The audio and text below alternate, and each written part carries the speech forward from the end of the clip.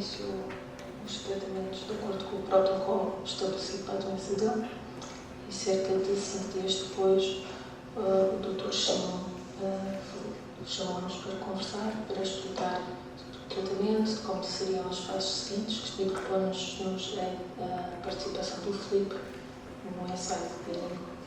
Na altura era muita informação para processar, o doutor explicou-nos tudo com muita calma e nós levámos os papéis para o quarto. Uma coisa que teve importância para nós foi perceber que era um ensaio clínico internacional, o doutor mostrou-nos também que países estavam a participar, há pouco tempo estava a decorrer o ensaio clínico e o número de crianças que já tinha participado. Na documentação que lemos sobre o ensaio clínico, falava em vários aspectos do estudo e falava na hipótese de, a uma certa altura, o Filipe fazer os medicamentos e tratamentos diferentes do que estavam no protocolo. Essa parte deixou-nos um bocadinho desconfortáveis, porque estávamos numa fase muito inicial a receber muita informação. O que nos fez decidir participar no estudo foi perceber que para o Filipe isto não teria qualquer impacto, nem para o tratamento que ele iria receber, seria apenas recolhidas algumas amostras a mais. O Filipe reagiu bem logo aos tratamentos iniciais, tendo entrado na remissão, e quando chegámos ao quarto ciclo de tratamentos, o Dr. Chim propôs-nos a entrada num subestudo em que ele, se fosse selecionado, faria menos um medicamento do que o que estava no protocolo. Se calhasse no grupo de controle, faria todos os medicamentos do protocolo com qualquer menino que não participasse no estudo. Se nós decidíssemos participar neste subestudo, nós não íamos estar a decidir se o Filipe ia tomar o medicamento ou não. Ele poderia calhar no grupo de controle e tomar a mesmo medicamento, ou poderia calhar no outro grupo, que acabou por acontecer, e não tomar o medicamento.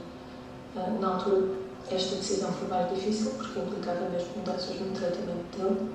O Dr. Chim explicou-nos os efeitos secundários, os benefícios, os dados que já tinham até à altura sobre meninos que tinham participado deste subestudo e a taxa de sucesso, e por isso nós decidimos participar.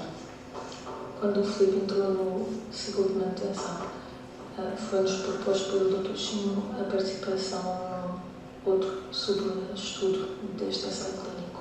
Este subestudo não vai beneficiar em nada o Filipe, mas vai ajudar as crianças no futuro. O Filipe ouviu a explicação também da participação neste estudo e concordou. Acho que a participação nestes ensaios clínicos é importante para que no futuro as crianças possam ter ainda tratamentos melhores, com menos toxicidade e com a máxima eficácia. Muito obrigada à Ana por estar este depoimento. Convido para subir ao palco o Dr. Chim Duarte, do IPO Lisboa, e também o Dr. Manuel Brito, diretor de Serviço de Oncologia Pediátrica de Coimbra. Muito obrigada. Bem-vindos, um aplauso.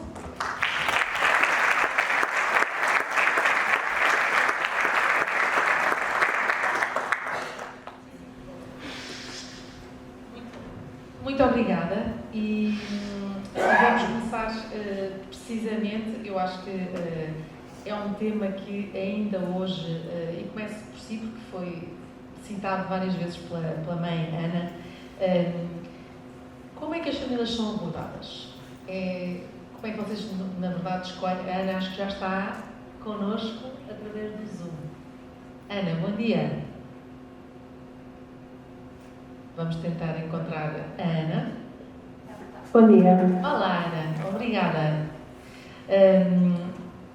Estava a perguntar-te, Chim, como é que as famílias são abordadas, inicialmente?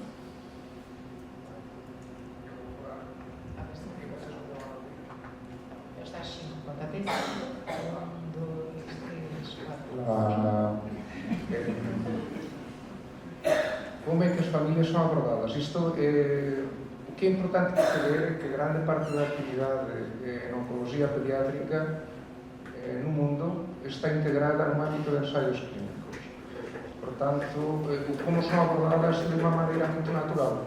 eu vou falar da situação particular da leucemia linfoblástica aguda, é uma patologia, isto é extensível a outras patologias oncológicas pediátricas, mas o tratamento que nós atualmente temos como melhor tratamento para a leucemia linfoblástica aguda é o protocolo Together, que tem integrado o ensaio clínico Together.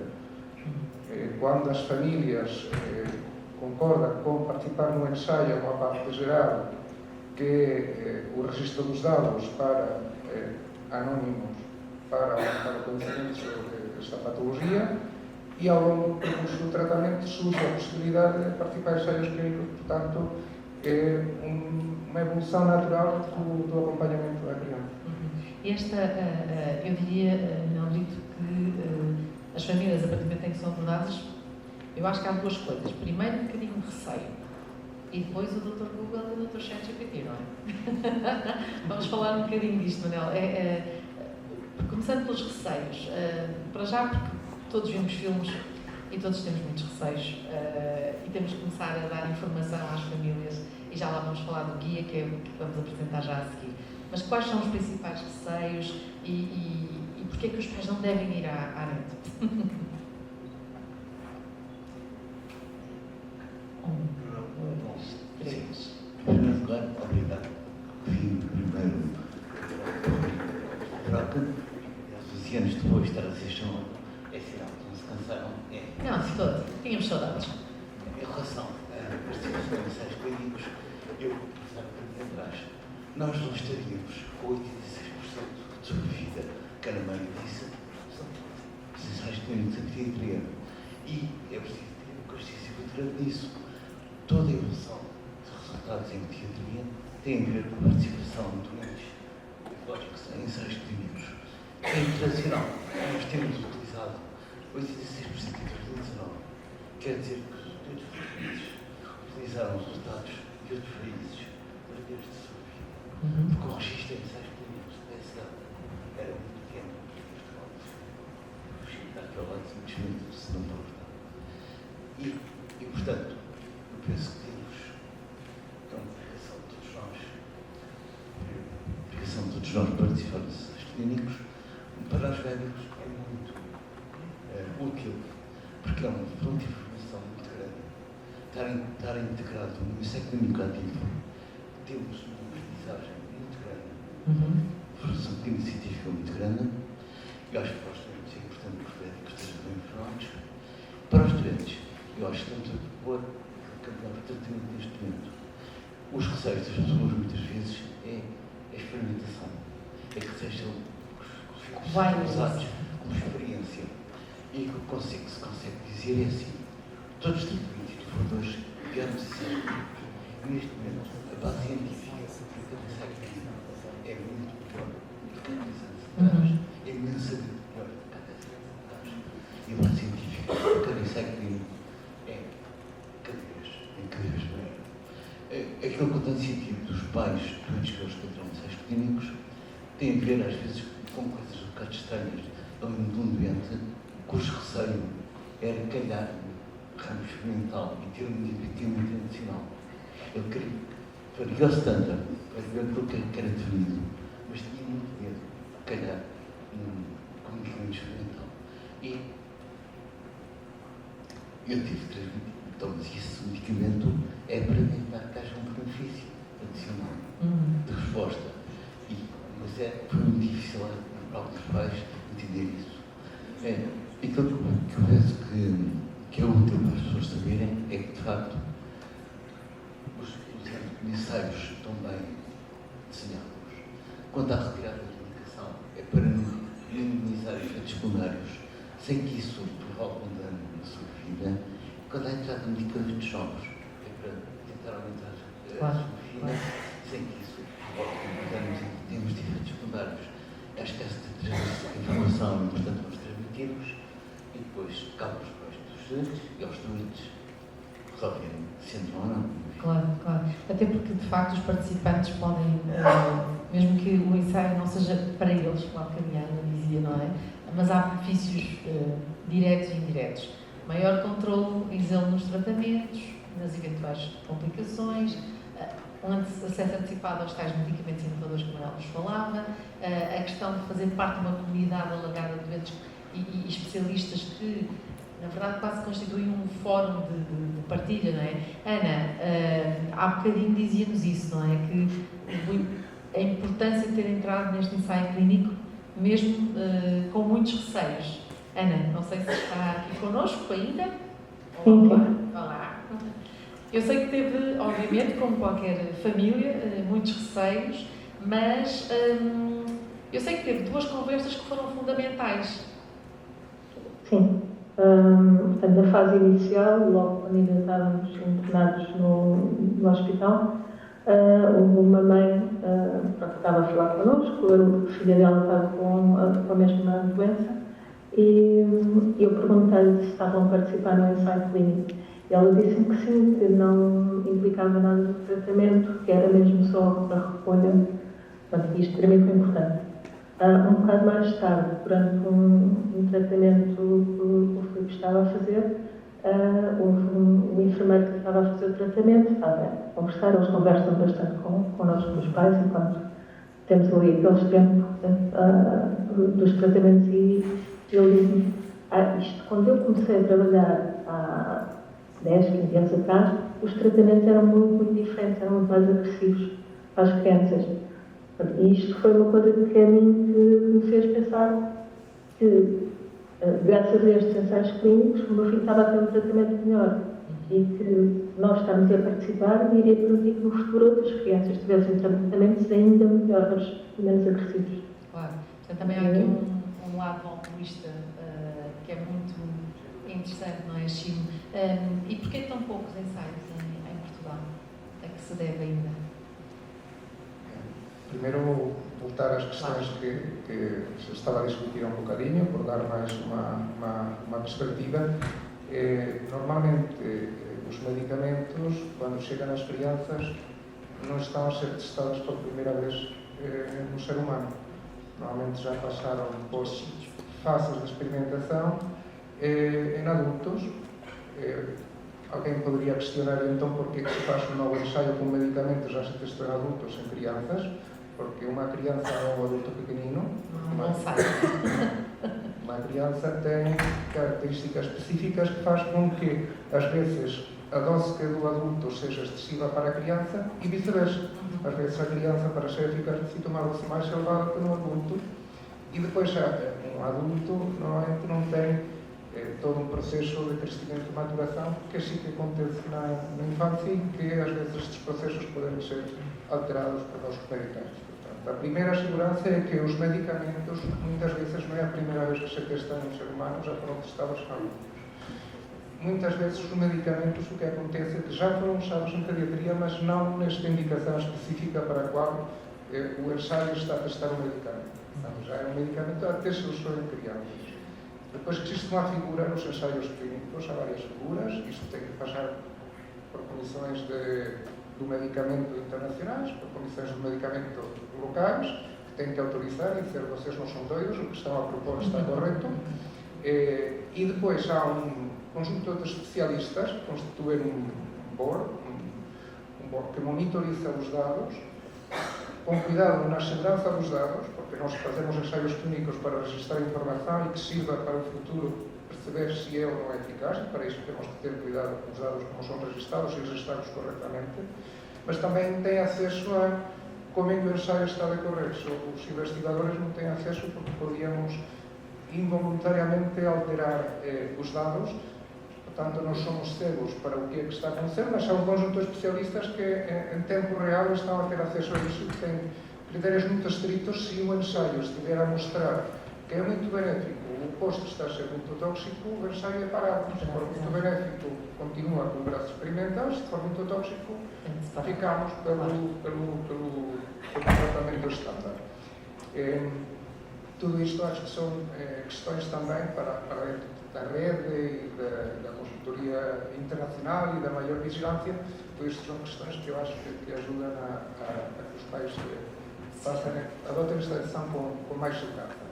Porque há poucos ensaios em Portugal. porque nós não estamos ainda suficientemente dotados,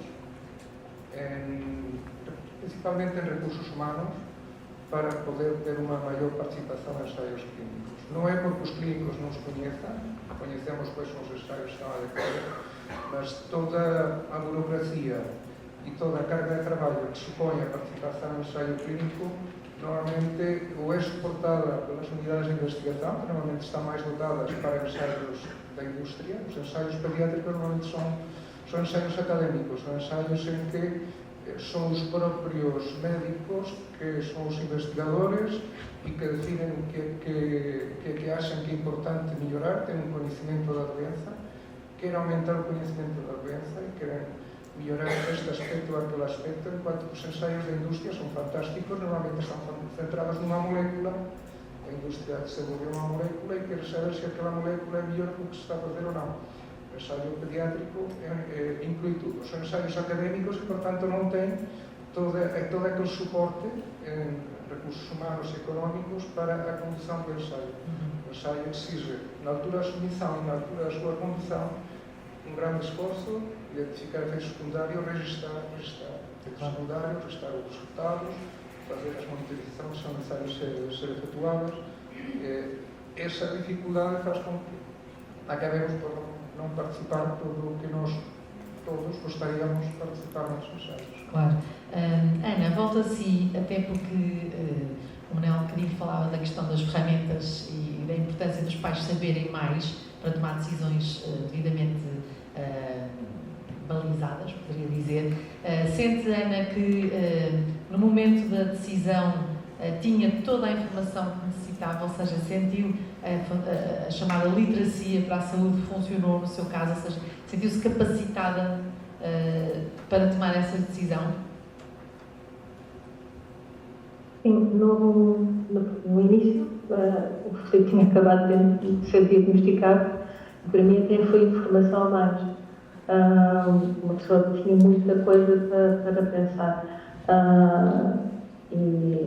Mas sim, o Dr. Chimo explicou todas as dúvidas, esta situação aqui que o Dr. Chimo acabou de explicar dos medicamentos, ele explicou-nos isto tudo com muita calma, com muito tempo de pensar, porque pronto, é uma situação em que toda a família está frágil, não é? E sinto que sim, foram distribuídos também alguns livros que são dados às famílias quando estão entradas no IPO. Pronto, qualquer dúvida, nós falávamos era com a equipa médica. Há uma questão que é recorrente quando se conversa com os pais para informar qual é a intervenção que se propõe. É uma questão que é recorrente, surge que os pais dizem: é uma responsabilidade muito grande eu estar a decidir qual é o tratamento que vai fazer o meu filho. Eu não quero ter o peso de estar a decidir e depois as coisas não correm tão bem e fui eu que decidi. O que estamos transmitindo novamente às famílias é que a decisão sobre o que é que acontece com os filhos foi adotada pela equipa de investigadores. Quando nós pomos à frente dos pais a informação de participação no ensaio clínico, a decisão deles é o participar no ensaio clínico. O que acontece, a intervenção, fomos os médicos que decidimos. Se decidimos que há um conjunto de doentes que têm um melhor prognóstico e que podem beneficiar-se de tirar um medicamento tóxico, porque vai retirar a toxicidade e não vai alterar o resultado do tratamento, fomos os médicos que decidimos se os pais decidem sim ou não. E sempre tem a liberdade a qualquer altura de dizer, olha, afinal, não. Já chega, exato.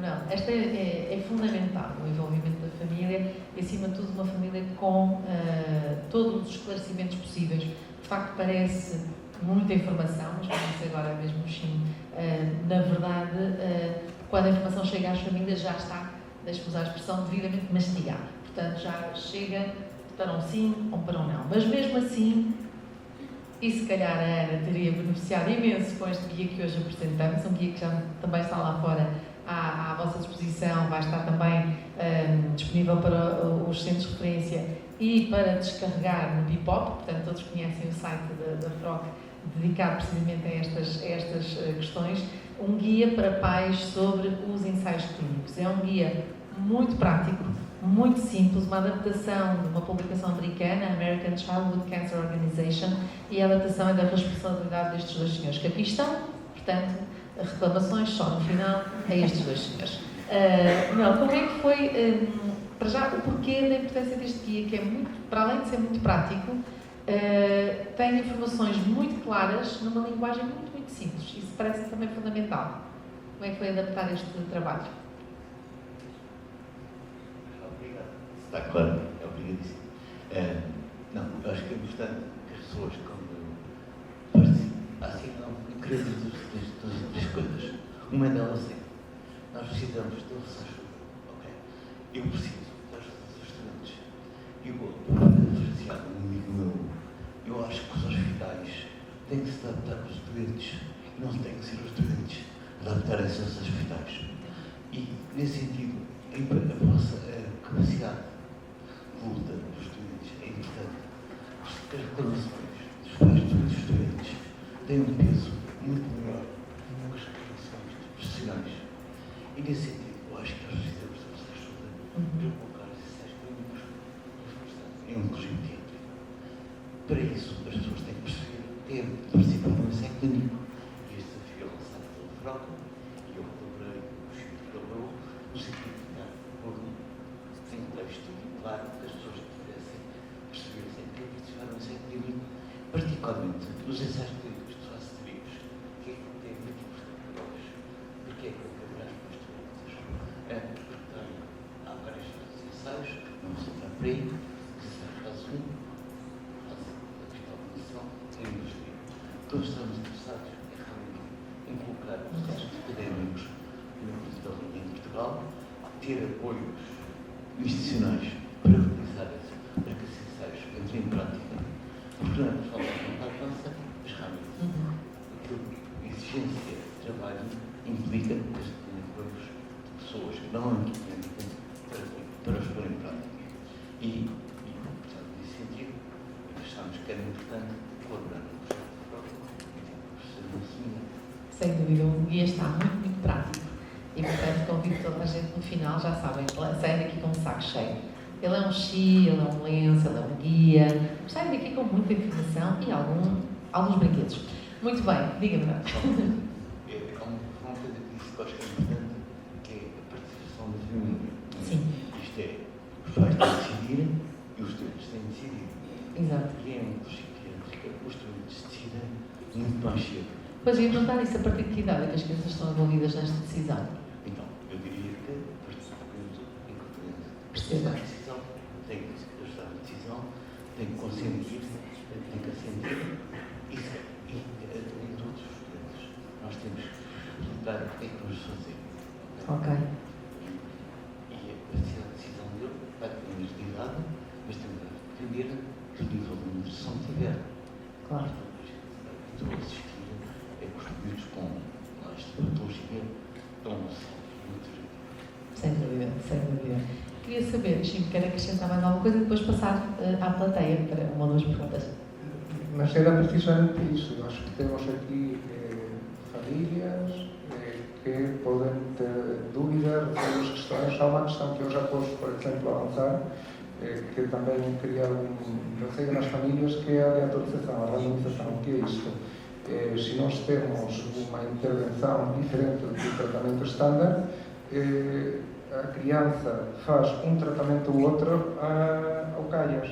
Portanto, há um sistema que, uma vez se decide que se vai participar no ensaio, decide informaticamente se a criança calha no braço experimental ou se calha no braço estándar. Isso é uma questão que também às vezes faz impressão às famílias, mas o tratamento do meu filho vai ser um computador que vai decidir.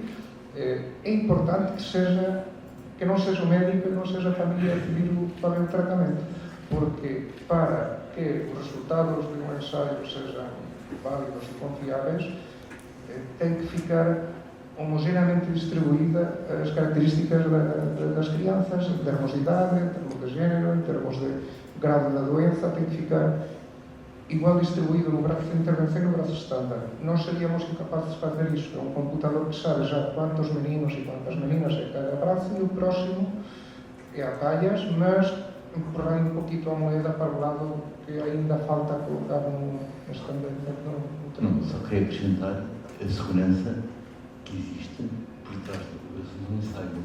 As áreas de descanso a quem participa, realmente com os dados muito organizados, licenciados, vários peritos que não estão a entrar numa coisa desfalecida. Claro. É algo provado, internacionalmente, para as cientistas profissionais. Exatamente. Já temos ali um pedido de microfone, vou pedir às nossas voluntárias que cheguem no microfone. Quase. Bom dia. Eu sou o pai de uma criança que está em tratamento aqui no IPO há quase 10 anos. E queria só fazer 2 comentários. O primeiro é relativamente à informação a que os pais têm acesso, porque pareceu-me haver aí uma dicotomização entre o Dr. Google e o Dr. ChatGPT e o médico que trata o doente. Mas há uma infinitude de outras pessoas a quem os pais podem recorrer, ou de outras fontes de informação. Por exemplo, o meu filho ele foi diagnosticado com neuroblastoma e eu tenho procurado participar em fóruns internacionais. Por exemplo, temos aqui alguns pais até também na mesma situação. Vamos estar em Londres alguns no próximo mês, vamos estar em Washington na AMR. Portanto, esta ideia de que os pais estão entre o clínico que cuida do doente e o ChatGPT ou o Dr. Google parece-me a mim uma falsa dicotomia. Ainda assim, claro, isso depois determina que o médico que cuida dele, nós tenhamos de confiar nele. A nossa experiência tem sido boa nesse sentido, porque temos tido sempre a colaboração da médica que tem cuidado do nosso filho e a abertura para nos ouvir e tratar-nos sempre de forma, enfim, não paternalista, mas eu queria salientar isso precisamente, que é, há muitas fontes de informação, há muitos clínicos, e alguns pais aqui, eu acho que não deve haver especialista no mundo nenhum de neuroblastoma com o qual eu não tenha falado várias vezes pessoalmente, e com o qual não tenha estado em contacto, até com a própria médica do Tiago, que é o meu filho, e enfim, numa rede que fomos estabelecendo nós. Portanto, o meu primeiro comentário tinha a ver com isso, com essa ideia que a mim me parece ultrapassada, porque de facto nós somos um país pequeno, temos poucos casos, não podemos ultrapassar isso, e portanto é pouco expectável que haja clínicos que cuidem só de crianças com neuroblastoma, por exemplo, estou a dar este exemplo, e há outros hospitais, por exemplo, o Memorial em Nova Iorque recebe 150 crianças por ano com neuroblastoma, portanto é expectável que haja mais ensaios, mais gente a trabalhar especificamente em neuroblastoma. Felizmente a nossa experiência tem sido essa de colaboração e de respeito mútuo, e eu devo dizer que, agora passando para a questão dos ensaios clínicos especificamente, que o nosso problema enquanto pais não é a informação que nos chega ou ela ser suficientemente mastigada para que nós a possamos perceber. O nosso problema tem sido muitas vezes em aceder a ensaios clínicos. Eu falo do ponto de vista de alguém cujo filho já participou talvez em 10 ensaios clínicos, quer em Portugal, quer em Espanha, quer em vários pontos dos Estados Unidos, e portanto muitas vezes aquilo que nós sentimos, e quando vamos a fóruns internacionais em que estão especialistas e onde projetam os números de participação dos vários países em diversos ensaios clínicos, por exemplo, do ensaio clínico de alto risco de neuroblastoma, o nosso pasmo e o nosso choque é perceber que Portugal está fora de todos os ensaios.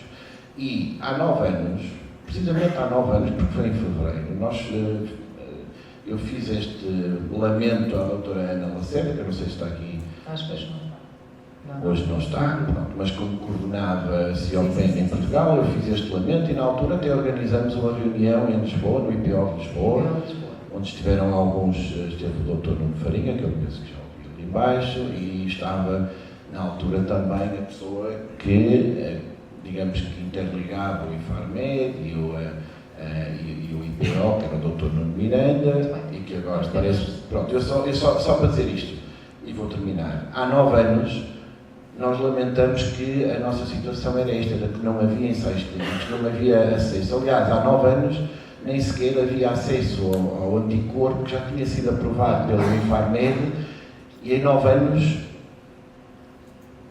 nada aconteceu. Muito bem. Ok, ficamos com essa referência. Obrigada também. Não sei se quer algum comentário. Não tem comentário. É um testemunho, exatamente. E tínhamos aqui, vou pedir para levantar. É igual. São os dois na mesma situação, portanto é o chamado sublinhar. Muito bem.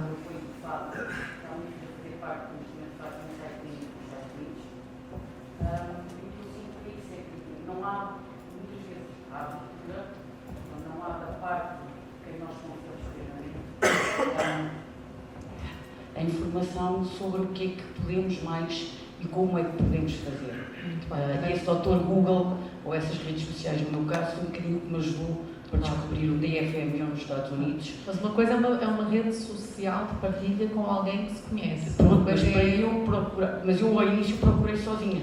Eu nem conhecia o Fábio na altura, depois viemos a encontrar mesmo em congresso lá fora, porque é isso, não há, eu não conheço casos em Portugal que se fala de ensaios clínicos de neuroblastoma, nomeadamente enviei e-mail para a CIOPER, para o Dr. Lucas Moreno, que me disse também que de facto não havia nada cá, e não me parece que haja muitas vezes uma grande abertura para os pais em trazer essa oferta de outros ensaios ou a disponibilidade de nós participarmos em outros ensaios. Obrigada, Deus. O que eu estou a mais ou menos entender, que eu sou um pouco surdo, o que eu estou a entender é que estão a salientar a necessidade de que esses ensaios clínicos estejam disponíveis em Portugal. Foi isso que eu disse. Há ensaios clínicos, os clínicos conhecemos que existem ensaios clínicos e gostaríamos que fosse possível. Vai ser muito difícil, nós podemos ambicionar a participação em ensaios clínicos o máximo possível, mas provavelmente não vamos conseguir ter acesso a todos logo de início. Temos que ir abrindo ensaios clínicos e para isso primeiro temos que capacitar os serviços e as unidades de investigação para terem essa capacidade. E depois outra questão que eu mais ou menos percebi é qual o apoio para a participação em ensaios clínicos fora de Portugal. Essa é uma política de saúde na qual os clínicos podemos, mas não temos mal nenhuma. Obviamente que se estamos a ambicionar ter recursos para fazer os ensaios clínicos em Portugal, perto das famílias, achamos que seria o melhor, que pegar a mala e viajar a um país estrangeiro, outra língua, outra cultura e longe da família. Se não temos recursos para fazer os ensaios aqui, é difícil investir esses recursos para enviar as famílias para fora. Claro que quem tem essa necessidade vê tudo diferente, mas em termos de saúde pública, temos que capacitar o país para ampliar, para alargar o número de ensaios em que participamos. Não. Sim, gostei muito dos vossos depoimentos, foram no sentido que a gente está a dizer que são necessários ensaios clínicos abertos em Portugal. E aí, eu volto àquilo que disse, acho que um protesto dos utentes e dos vários utentes junto às instituições tem muito mais força do que eu vos testar. Okay? Eu posso pedir, ser de forma mais delicada, menos delicada, que é sentir a necessidade de abrir ensaios clínicos da instituição. É muito mais valorizado pela administração saber o que estes pais decidem. E, sinceramente, acho que chegamos a um ponto em que necessitamos disso. Okay? Quando é de participar em ensaios clínicos no estrangeiro, não é isso que a gente deseja, que são medicamentos que são utilizados, a questão de serem utilizados cá, a ser administrado como medicamento, ou na Áustria, ou em Nova Iorque, deve ser idêntica. São dados registados, utilizados, portanto, para os pais e para os doentes, deve ser idêntico se o medicamento está em Lisboa, em Viena ou em Nova Iorque. É isso que a gente pretende. Mas, em fases avançadas de doença, recidivas, sim, é possível. Existe um mecanismo local que permite que o seu médico peça ao filho participar num ensaio estrangeiro, justificar os motivos, e isso pode ajudar a fazer força no sentido de entrar nos ensaios clínicos em Portugal. Portanto, por exemplo, a radioterapia de prótons não existe em Portugal. Todos os dedos necessitam de radioterapia de prótons, vocês fora, de Coimbra, de Lisboa e do Porto, doentes fazer fora a radioterapia de prótons. Isto não é só na criança, também em adultos. Vai abrir o centro de radioterapia de prótons, aqui no Porto, daqui a 4 anos. Então, um caminho, o chamado caminho que se faz caminhando, não é? Sabes, a DCS tem os dados do Claro, doentes que foi fora fazer radioterapia de prótons. Se calhar ajudou a influenciar a decisão. Muito bem. Ana, queria aproveitar, até porque já estamos mesmo no fim, para me despedir, agradecer a sua presença e pedir-lhe uma mensagem final. Se é que ainda está connosco aqui.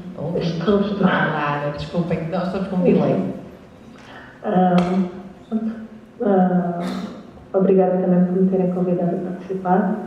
A mensagem que eu tenho é que estes ensaios clínicos ajudam, como eu disse, no fim, a ter um tratamento menos tóxico, porque houve outras crianças, outros pais a participarem nestes ensaios clínicos. E a gente quer que cada vez seja melhor. Portanto, acho que é essa a mensagem que é muito importante. Ana Portásio, Chico Duarte e Manuel Brito, foi um prazer estar aqui a conversar convosco. E eu que estou uma vendedora nata, já estava a dizer que isto está para venda, mas não está, desculpem, é para consulta. Mas pode ser descarregado no Bipop, portanto, vamos poupar papel, isto é para os médicos. Mas quem quiser saber mais e ter o seu próprio guia, pode descarregar, o PDF está no Bipop, ok? Muito obrigada, um aplauso, Chico e Manuel Brito.